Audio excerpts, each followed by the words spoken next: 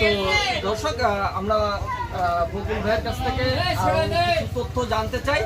তো এই যে আমরা এখানে লোকমুখে শুনেছি যে এই যে তীর বুলু দেওয়া তার অনেক নাকি অলৌকিক কিছু কেরামতি ছিল, আপনি যদি একটু বলতেন।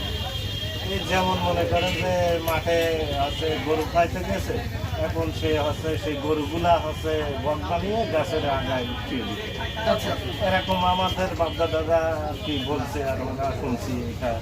তারপরে অনেক কাজ তো সে অনেকই করেছে, গাছ উল্টো লাগাইছে, ফল হয়েছে। এবং আমরা আর কি গাছ শুনছি। বলে উল্টো মানে মানে গাছ উল্টো লাগানো, উল্টো লাগাই মানে মাথা পিছনে নিয়েছে। মানে মাথা ভিতরে দিয়েছে আর গোড়া উপরে দিয়েছে।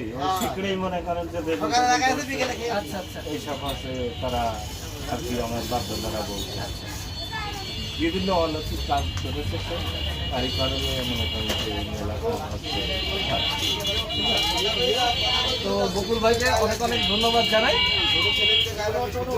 আমরা আরো সামনের দিকে যাব। বাকি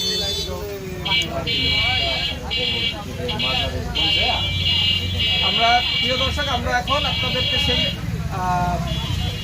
তীর বুলু দেওয়া তার মাজারটাকে দেখাবো এবং আমরা তাদের তার মানে যে বিভিন্ন কেরামতি বা ঐতিহ্য, হ্যাঁ, ওইগুলো আমরা আপনাদেরকে খুঁটিনাটি সব কিছু দেখানোর চেষ্টা করবো। আপনারা সঙ্গেই থাকুন, কোথাও যাবেন না।